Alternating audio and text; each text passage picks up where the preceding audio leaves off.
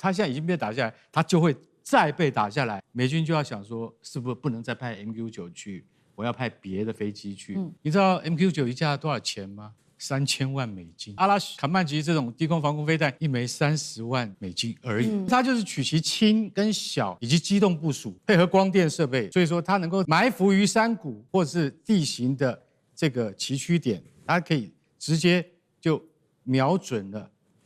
突如其來的無人機。第一個，伊朗它掌握了核武資的新規則，現在呢，從原本的封鎖戰也已經變成一個全面的一個有制度化的管理。川普現在陷入的則是在另外一邊油價跟選舉的壓力。第二件事情，美軍的彈藥危機正式曝光了，現在川普非常生氣，怒控說，接下來只要有人泄密說什麼美國有缺彈藥這些話的話，就要坐牢哦。那麼伊朗現在也等於是看穿了美軍的軍事底牌了嗎？持續的強化攻擊。最後就是來關心軍事面了，今天會來看到是誰哪一架戰機打下的 MQ9，另外也會來看到伊朗它的武器，不管是阿拉什防空系統或者是梅薩格等等，他們是如何借由這種低成本的防空網來獲取空優的，今天會做深度的剖析。好，我們先來關心現在呢，在荷姆茲海峽的自由航行問題，本來美國一直以為他掌握了主導權，但是現在可以說是完全的翻盤了。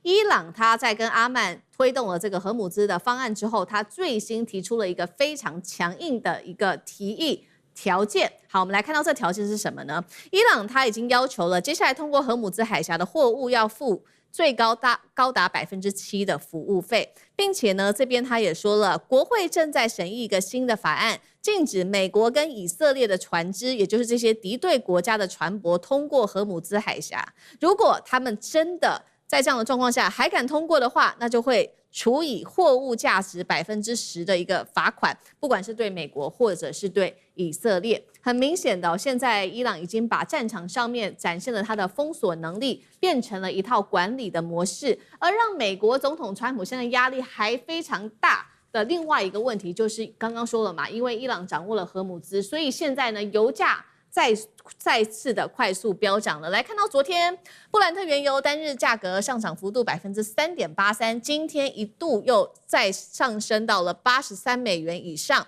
川普現在要面对的是國內的通膨、航運成本，還有中東的盟友們開始對美國不再信任的各種壓力。那11月份不是要期中選舉了嗎？會不會再讓他付出更慘痛的代價呢？今天節目一開始先請教漢庭怎麼看了伊朗封鎖的荷姆茲，現在說呢，這個最高收費服務費7%，對這些敵對船只最高罰20%的貨物的這個價值哦。那麼戰場的封鎖已經變成制度化管理了嗎？油價不斷的飆升，對於川普接下來的影響，漢庭怎麼看？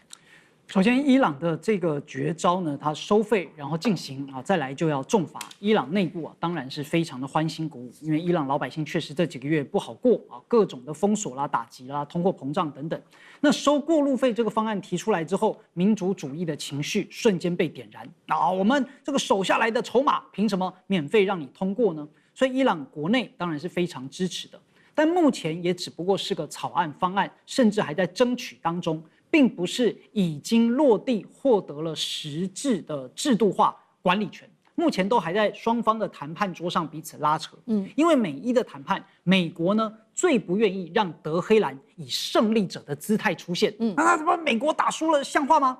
所以美方的官員多次重申，絕對不會同意讓伊朗控制這一條能源的通行權。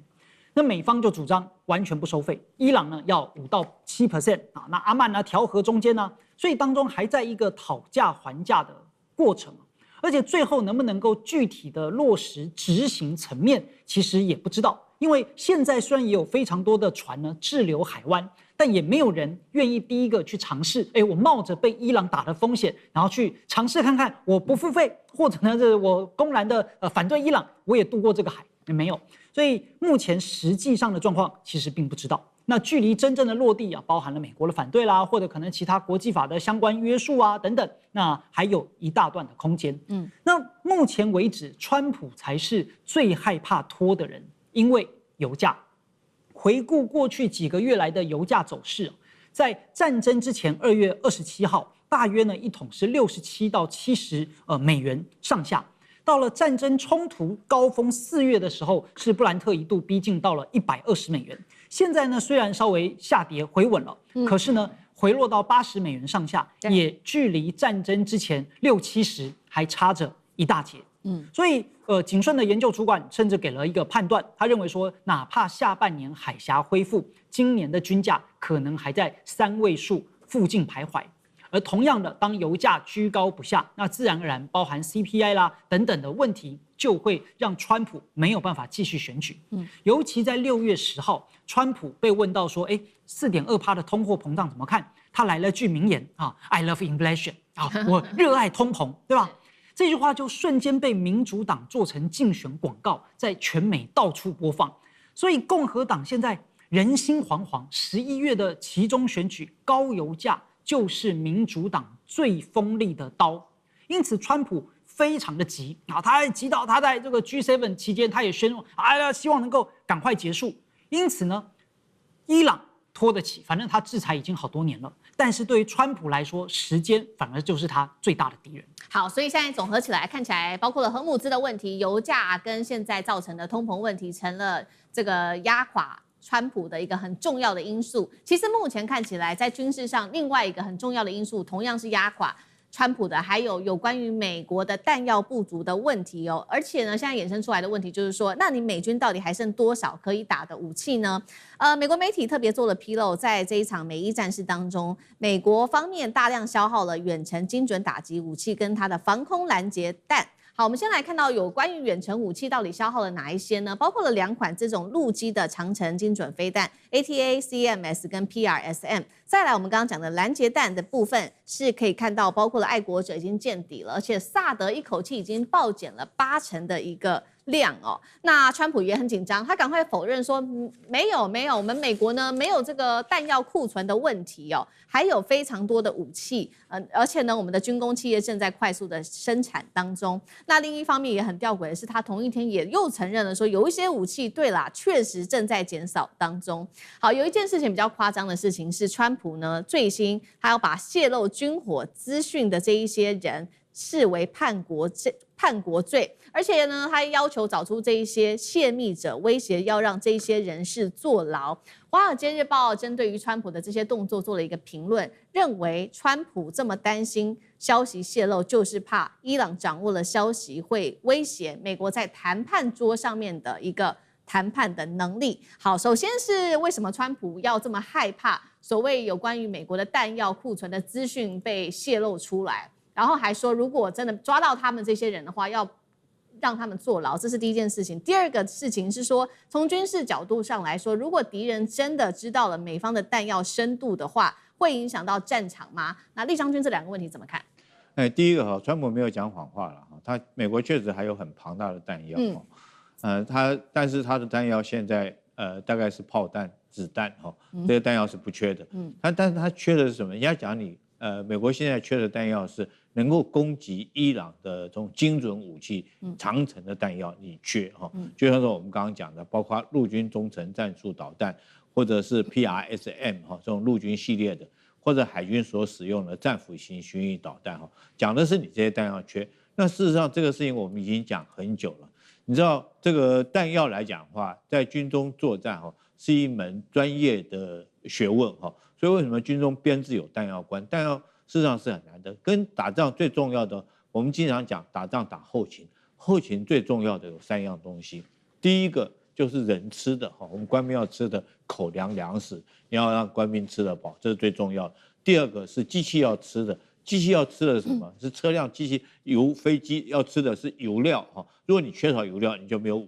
有攻擊能力。第3個來講，最重要就是彈藥，敵人要吃的是彈藥。大概我們通常講後勤，主要是針對這3個。這3個還有一個共同的特性，就是噸重性很重，都是很重的。不管是尤其是彈藥，更是這個重量和更是重。你運輸來講，有很龐大的運輸能量。除了這3個以外，其他的附屬的後勤設施，包括到零附件包括到醫療的設施啊，包括到被服類，那都比較次要。就是你如果缺少一點，還可以忍耐一下。但是這3種彈藥，3種後勤主要的彈藥糧食跟這個油料，如果沒有的話，這場仗就打不下去。对，所以這就是為什麼川普現在這麼急，要將泄露這個講出說這個美國缺少彈藥的人要移送這個法辦用叛國罪來辦，就是很明顯的，你少了彈藥，馬上緊接着就影響作戰哈。我們講彈藥來講的話，戰時的時候事實上是一門很高深的學問了。譬如說我們當過兵都知道嘛哈，這個當兵的時候，在單兵基礎訓練的時候，兵跟兵之間哈都會講說，子彈班長下達命令的時候，子彈消耗1/3要立刻提出回報哈，是，因為你後續來講，你還有2/3備用來打，這時候後面的彈藥兵就要將彈藥補充上來。那營連級以上，我們講的是基本攜行量。你今天你是攻擊部隊啊，給你有多少輛車子，你可以帶多少炮彈，多少車子，都是預定好的。那如果說是你是主攻部隊，我就給你多的補充量哈。那如果說我們通常在攻擊的時候，如果說是這個彈藥缺少的時候怎麼辦？彈藥缺少很可能就是，譬如說是路線運不上來，所以我們看到俄烏戰爭不斷的在打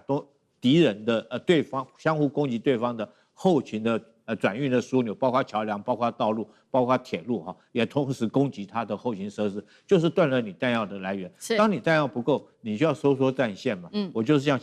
從前面往後退嘛，不然你留在原地来講的話，敵人如果彈藥充足，就當然就會對你發起攻勢，會造成你更大的傷亡。所以彈藥不足的狀況之下，或彈藥供應成問題的時候，我們通常戰術作為，你就必須要向後採取戰略退卻，然後保存有生戰力哈。那現在美軍很明顯的，我們現在看到，不管是它的這種陸基型的這個攻勢的武器啊，包括到中程戰術導彈PRSM 哈，海軍的戰斧型巡弋導彈那都明顯不足。尤其更慘的是，我認為它的攔截彈藥已經很明顯的不夠，就是我們講的愛國者3哈，還有薩德系統。那這些除了說是要幫助這個美國在這個中東地區的基地來維護它基地的安全來攔截之外，另外最重要的是你中東周邊的這些提供基地給你的這些國家，包括到巴林啊、科威特、沙特啊這些國家來講，你也對他們有這個採取防衛的一個責任跟道義，這必須要做的工作，不然人家提供基地給你，他被打以後他就不跟你合作了。所以在貝多利峰哈，當然它的防禦性的彈藥不足，所以我們現在看到它彈藥不足到什麼程度了？甚至於巴林哈，現在來講都用中國的武器，包括 FK2000哈這種武器來實施這個攔截無人機，來實施防衛作戰，這確實是非常諷刺了。美軍自己彈藥不足啊，川普你也不需要講這話，我想這是舉世皆知的事情，不是只有美國的媒體在洩露，是我們用科學都可以算出來，你彈藥很明顯的不夠。好，所以現在我們看到美軍面臨這種長程飛彈嚴重的消耗，另外就是在這種防禦性武器上面的不足，是不是伊朗方面現在要來加強在軍事上面的攻勢了呢？因為我們要來看到最近新一架這個 MQ9死神無人機被擊落，靠的就是我們現在 CG 上面看到的這個叫做伊朗的國產新型防空系統，它的中文把它翻譯叫做神射手阿拉什。它今年首次的投入在實戰當中，尤其它就是在荷姆茲海峽這邊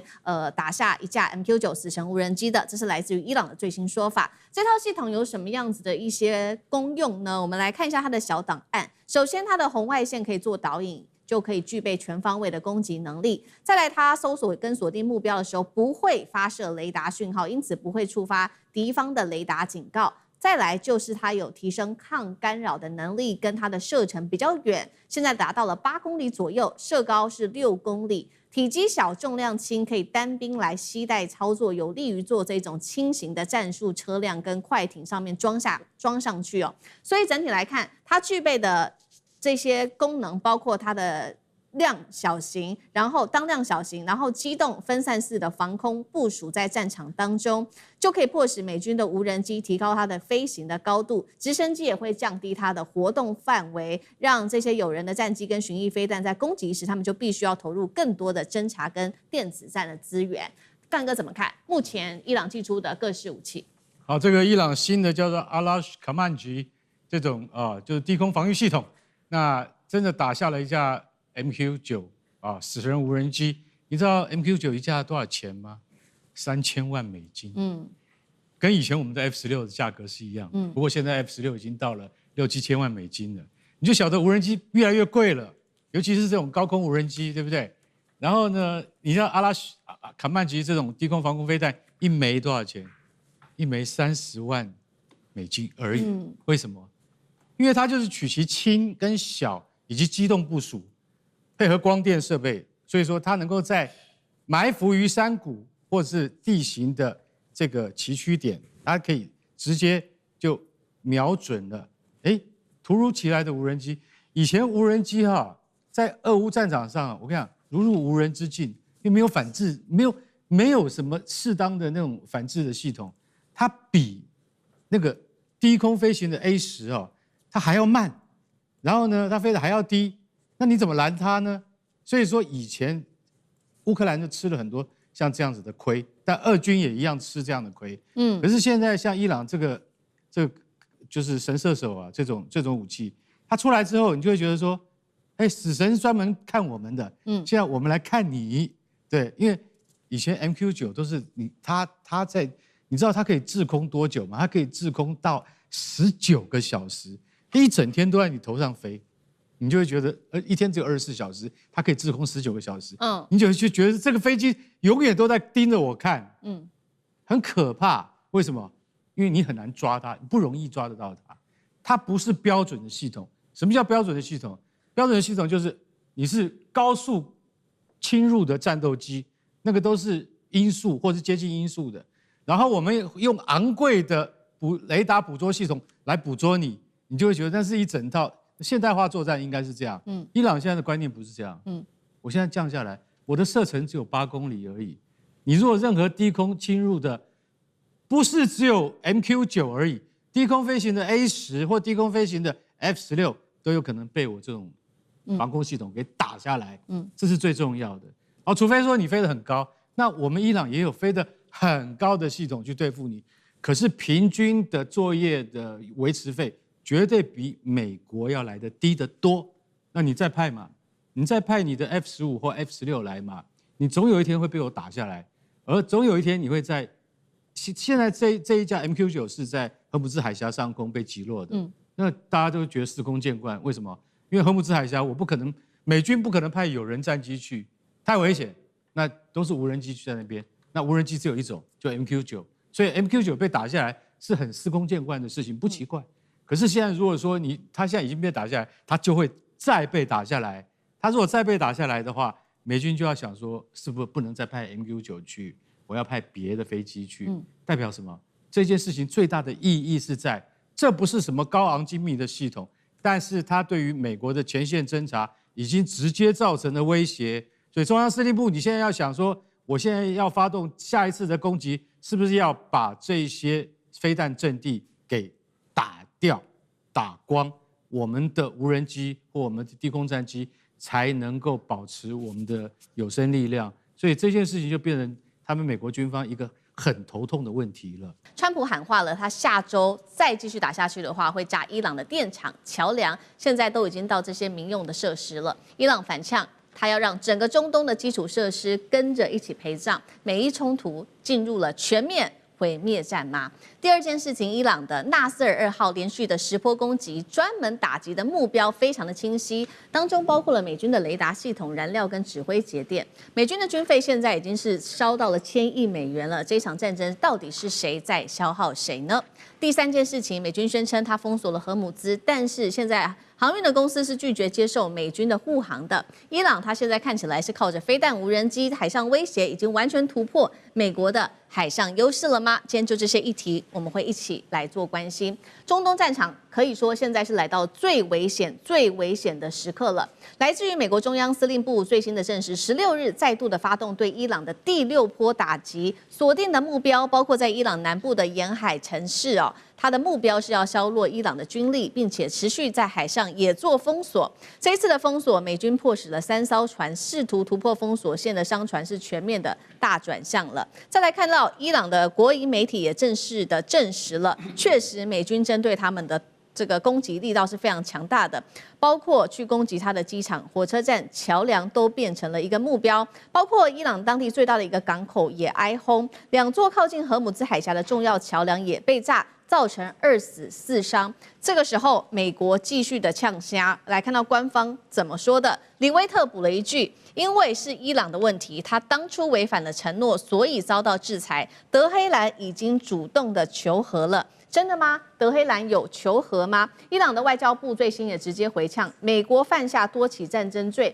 攻擊的是民用的設施，公然違反了聯合國的憲章。因此，革命衛隊立刻是展開新一波的攻擊行動。這一波的攻擊行動是納斯爾2號的第10波攻擊了。首先，我們剛剛收到的最新消息是，這個伊朗的革命衛隊宣稱的已經襲擊了在敘利亞當地的美國特種部隊指揮中心，摧毀了當地一套雷達系統，數架特種部隊所使用的直升機，造成大量的美國人員喪命。這是我们剛剛收到的最新消息。那除此之外，還包括了科威特的空軍基地也被襲擊，包括當地的預警雷達被摧毀。還有在巴林的這個基地，它當地的這個燃油站也被炸毀。7月份到現在已經有10波攻擊了，橫掃包括了在科威特、巴林、卡達到約旦等4國的美軍基地。伊朗現在專門打的3樣東西，包括了感測器、燃料設施跟指揮節點。川普說了，再打下去的話，下周繼續的轟炸，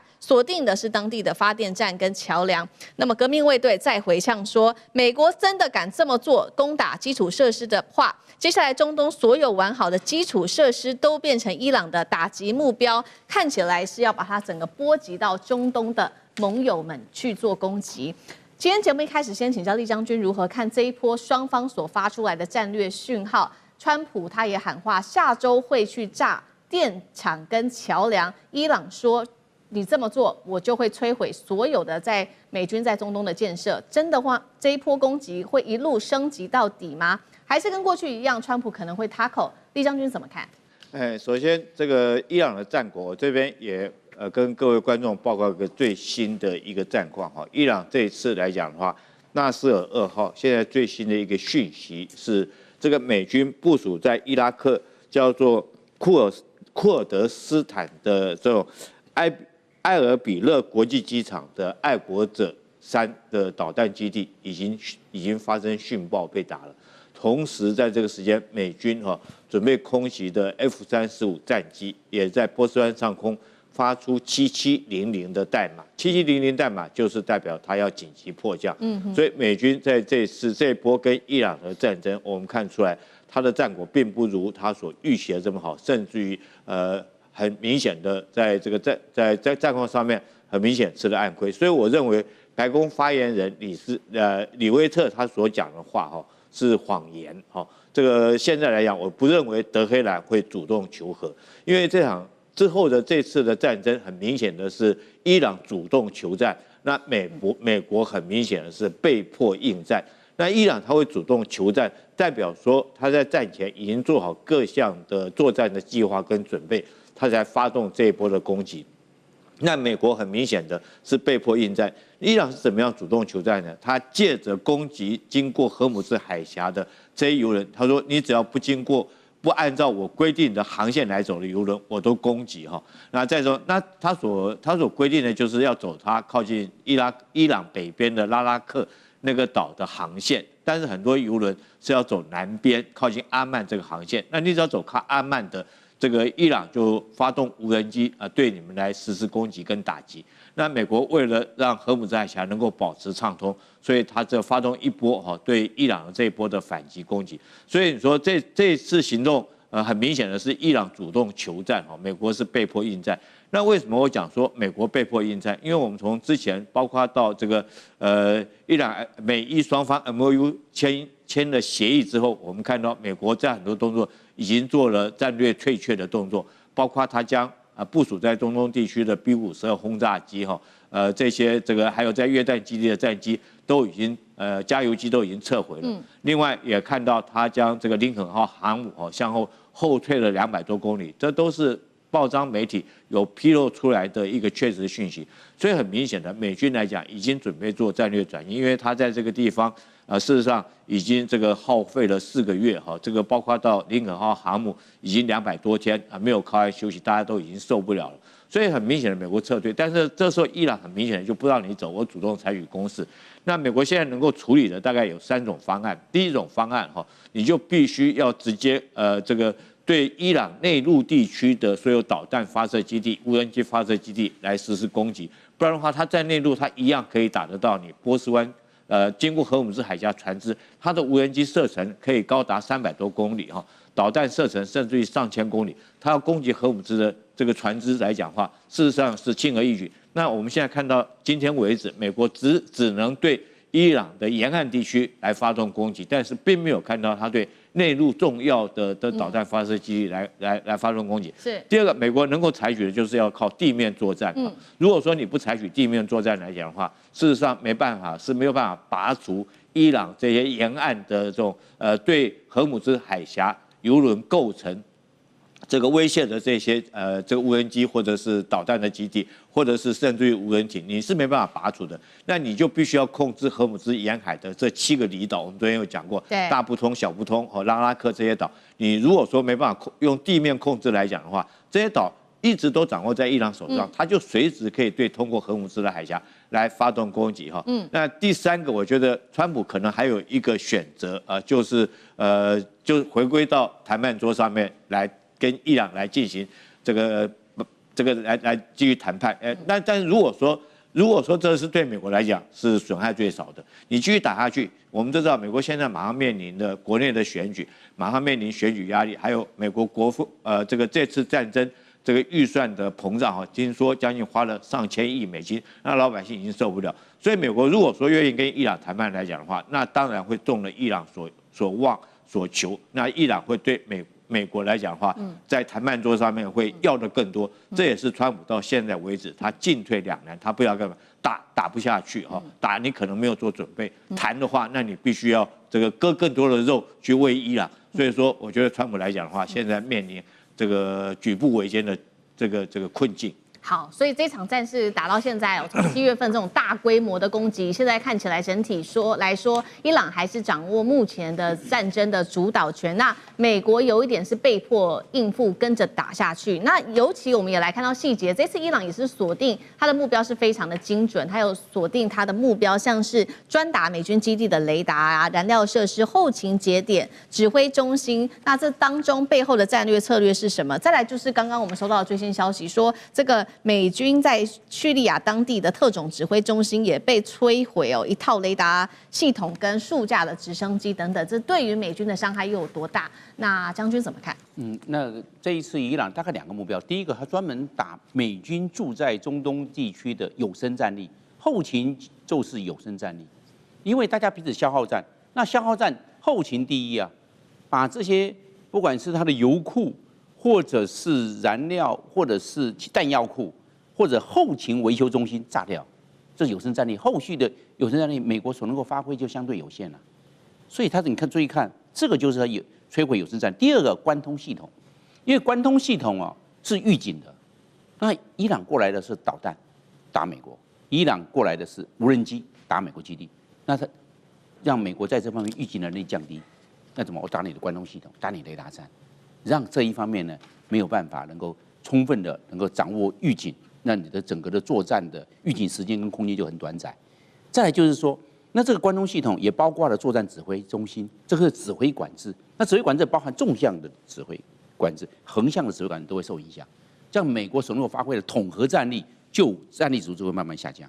所以伊朗它這個就是打了戰略考量是這個樣子。那戰略考量，那美國自己呢？美國自己它就有些短板，因為美國住在中東地區，不管是科威特、敘利亞、伊拉克，但是敘利亞因為稍微遠邊了，伊拉克稍微遠邊，最重要是科威特、阿聯酋、沙烏地阿拉伯、約旦，也包括巴林。那這些駐軍的話，美國總共19個駐點，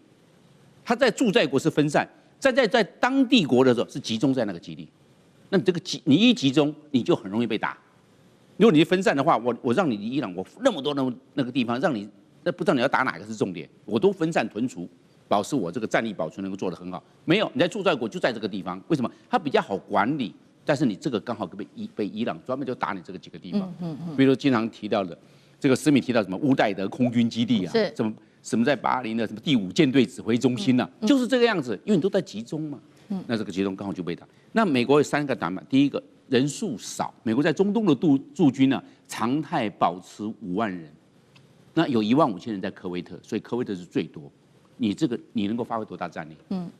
那你就要靠你說你有航空母艦，航空母艦畢竟在阿拉伯外海，畢竟距離伊朗比較遠，戰略威懾能力就會比較弱。第二個，因為過度集中在大營區，那你能夠發揮戰力保存、戰力防護的效果就相對有限，因為你都集中在大營區，這是沒辦法改變的嘛。你現在說我現在要分散，你現在怎麼分散？現在是打仗狀態，你怎麼分散？所以沒有辦法。第三個，美國的補給線太遠，要在美國，在英倫三島，然後要過來的時候，你還記不記得？包含西班牙不讓美軍過境，意大利也不讓他飛機飛過去，那美國補給線太遠了。太遠了，感覺到鞭長莫及，而且會勞師久頓。你在這個狀況之下，所以美國能夠發揮的統合戰力就會相對有限。這也是伊朗看準的地方。我就打在後勤指揮中心，因為什麼？你補給線太遠，沒有那麼快可以遞補上。那我伊朗就有時間上的優勢。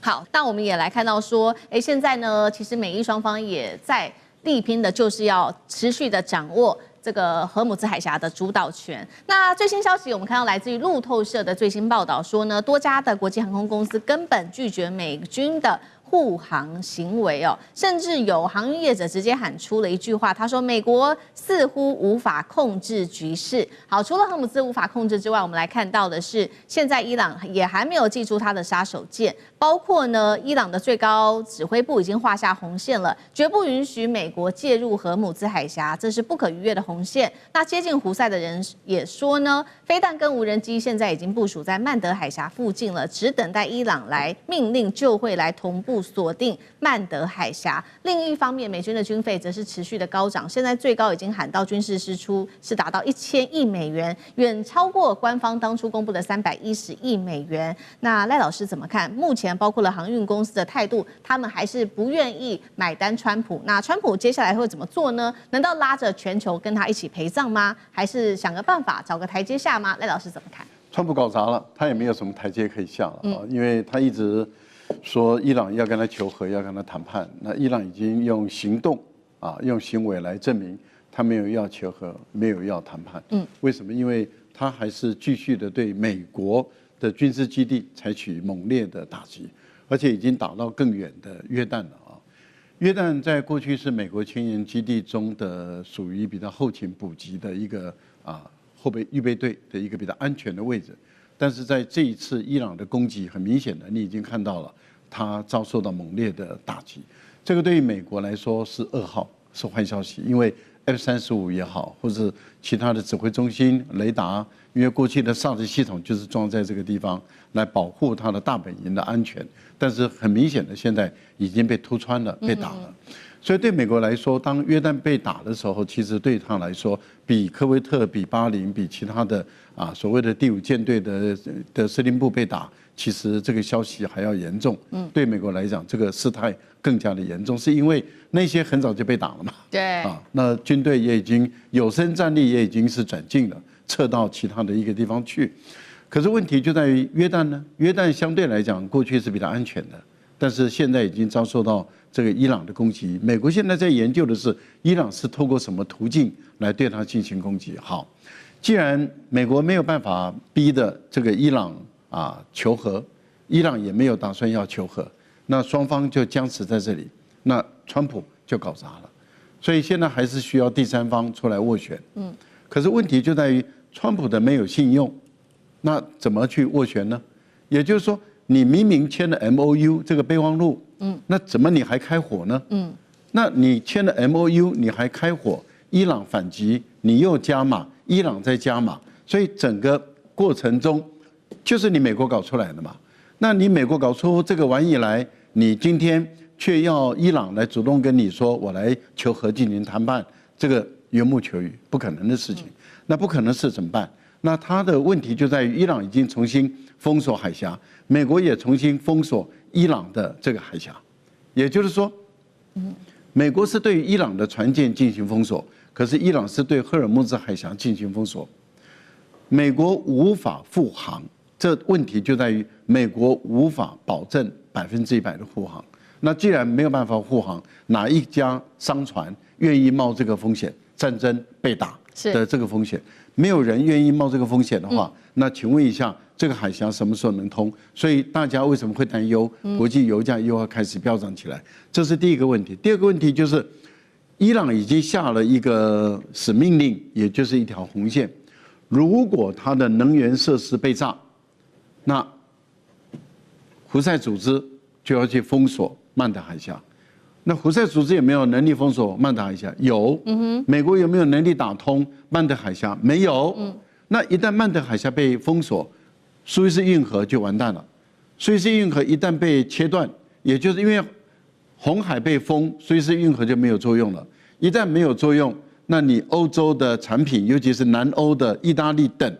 希臘的這些產品，你怎麼出來？你就只能夠從西班牙這邊出來繞一大圈。那這個對於埃及的經濟財政會產生影響，對於物流會產生影響，對於船運的運輸會產生影響。這些地緣政治產生的變化其實是很巨大的。問題就在於你川普有沒有能力解決？沒有，你只會搞砸事情，你根本沒有能力解決問題。第一個，美軍已經第13夜狂轟伊朗了，而且呢，這一次最新的消息是，他連他的 B-1B 的戰略轟炸機已經正式的下場了。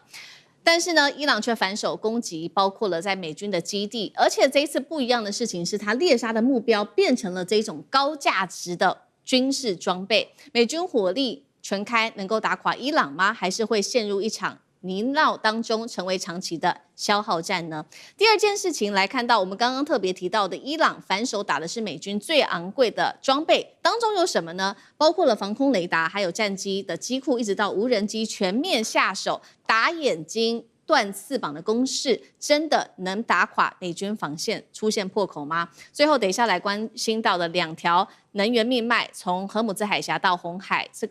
這個石油的價格可能因此狂飆哦，因為被掐住命脈，有沒有可能到$150一桶？美軍承受得起嗎？今天就這些議題，我們會一起做深度的剖析。這一場中東戰火，美軍已經連13天狂轟伊朗了。來看到最新消息是來自於美軍的中央司令部說，第13波攻擊正式展開，而我們剛剛看到的就是 B-1B 的這個轟炸機已經正式的出動了。之外呢，投入戰場就是要來削弱，包括了伊朗在這個荷姆茲海峽對於商船的威脅。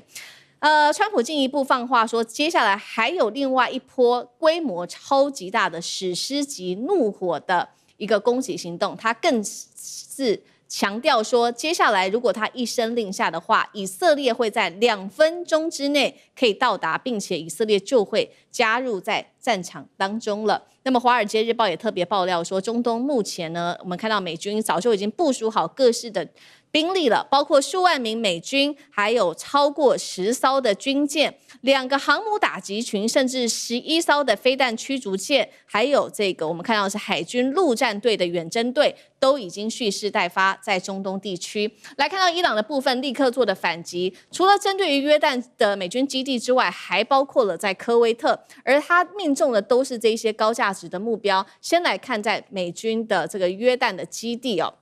他打到的是包括他的薩德飛彈系統、愛國者飛彈、2架重型直升機 F-15，還有10架的 MQ-9死神無人機。伊朗還說營區內有多人傷亡。科威特的部分包括了擊中1座電信塔、無人機、路邊的這一些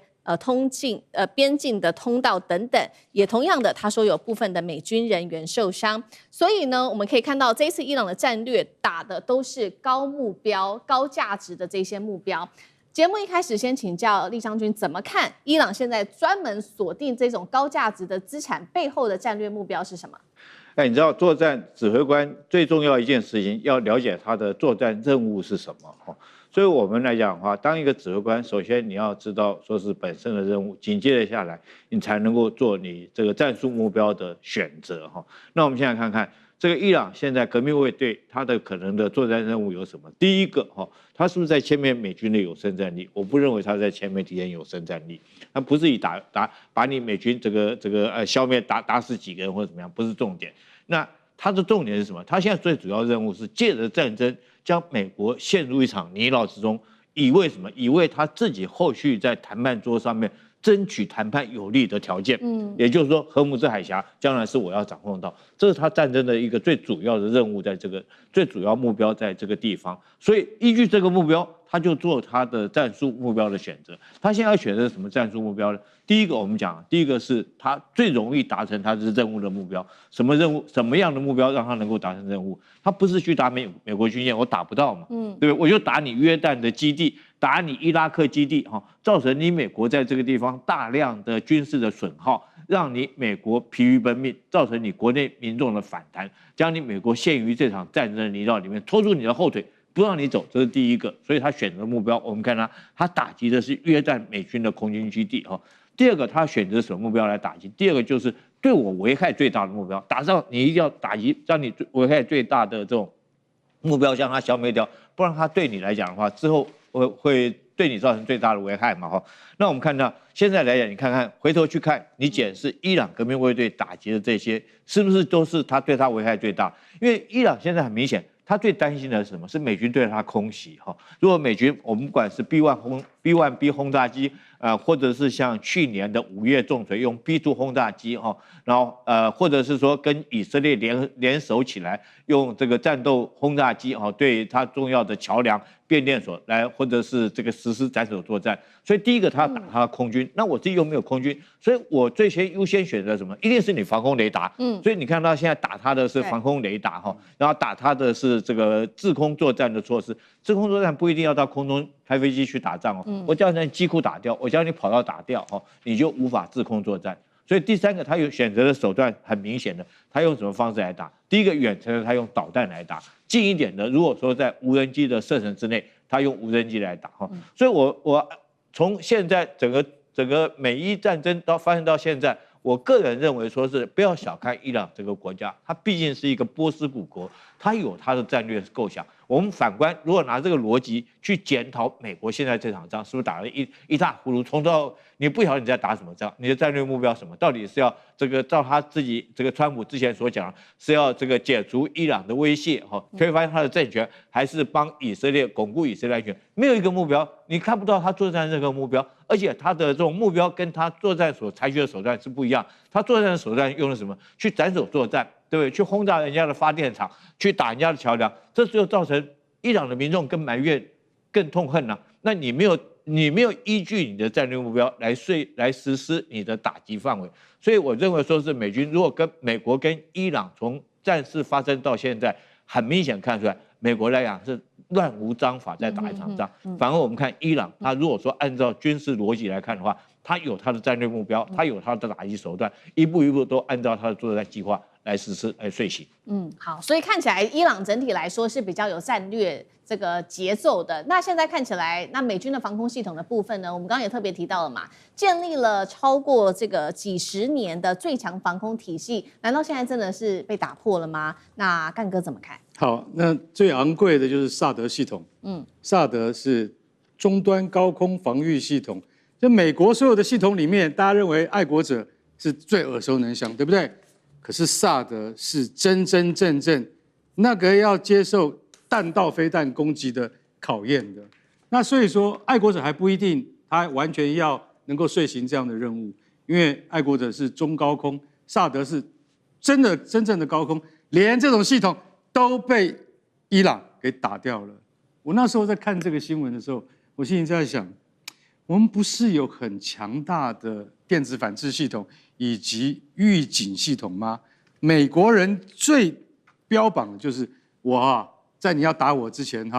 可能1個禮拜之前我就已經知道你會用什麼地方，會用什麼方式來打我，所以他的E3空中預警系統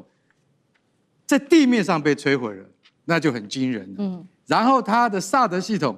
在約旦部署的，你知道一套薩德系統要多少錢嗎？都上百億美金的，一枚薩德飛彈幾乎就要達到了500萬美金的，所以大家曉得，連這種系統你都能夠被摧毀掉，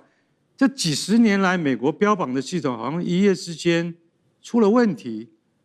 他也不能說它失效，那它到底它怎麼會有這麼精準的坐標？我就直接想到哪裡了？我就直接想到，又是我們中國提供的技術資源了，一定是中國。它可能有部分俄羅斯的系統，但是中國所提供的系統一定是後面最大的支撐力量，不然你不能那麼精確的。我剛剛講約旦那些被擊中的美國的薩德系統、愛國者防空陣地，那另外還有2個地方啊，這2個地方你就覺得很妙啦，它叫做費塞爾國王空軍基地，還有一個叫哈桑王子空軍基地，這2個基地我們可能一般人都沒有聽過，結果它精準命中，命中以後它擊毀了一個 F-15戰鬥機的維修廠，哎。你不是光打那個跑道，你要打到那個維修廠，那不容易。再來擊毀了8架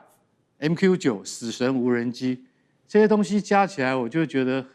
很疑惑，為什麼？因為這個叫精準打擊。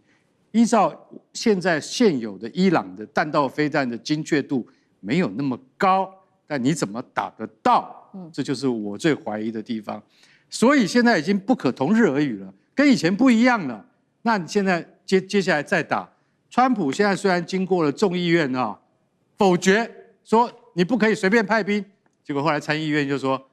可以了，結果參議院否決了眾議院，你知道嗎？其實這些都是表面上的，這都是象徵意義。實際上，川普要做什麼，他用總統的命令還是可以做的。對。但是他現在發現，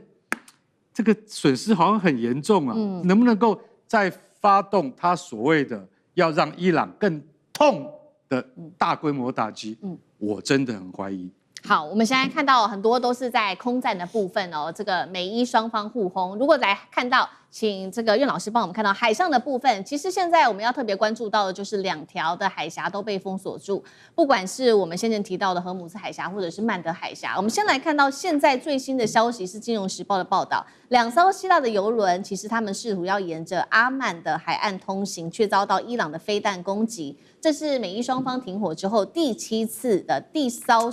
7艘船被攻擊的商船。那目前呢，伊朗到底放了多少的這一種小型的艦艇在荷姆茲呢？目前最新統計是創下紀錄85艘，所以整個海峽幾乎沒有人敢做通行了。美國退役的海軍他預估說，美軍接下來必須連續數週，而且每晚達到200次的空襲，之後還要有這個2到3艘的軍艦護航，才可能恢復商船在這邊運航的一個信心哦。再來就是另外一線紅海的部分，我們來看到伊朗，他把他的革命衛隊的高層，還有飛彈設施、無人機技術都送往也門去強化胡塞對這邊的影響力。而油價的部分，現在大家最擔心，因為已經破了$100大關一桶，有沒有可能站上$150？這是來自於專家的最新說法，也會影響到全球的能源命脈、油價的部分。那苑老師怎麼看？